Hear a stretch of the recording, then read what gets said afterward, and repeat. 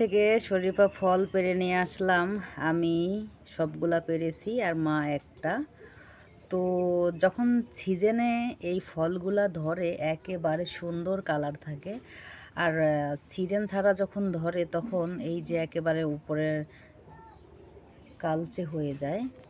তো না পাকতেই পাখিতে খেয়ে ফেলায় দেয়। আর এই যে এটা দেখুন পেকে গেছে, খুব সুন্দর একটা কালার হয়েছে। 2 দিনের মধ্যে পেকে যাবে। এই যে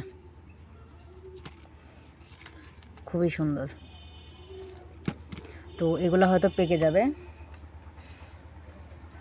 আপার জন্য নিয়ে যাব, যেহেতু 2-3 দিনের মধ্যে আবার আমি আবার ওইদিকে যাব। তো যদি পেকে যায় তাহলে বাড়িতে খাওয়া হয়ে যাবে, আর যদি 2-3 দিন থাকে তাহলে আপার জন্য, আপার ভাগ্যে থাকবে। তবে এছাড়াও গাছে আছে, সমস্যা নাই, গাছ থেকে পেড়ে নিয়ে যাব।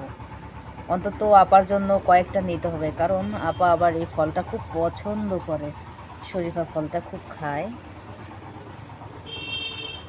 সারা 12 মাসই ধরে, টুকটাক করে ধরতেই থাকে।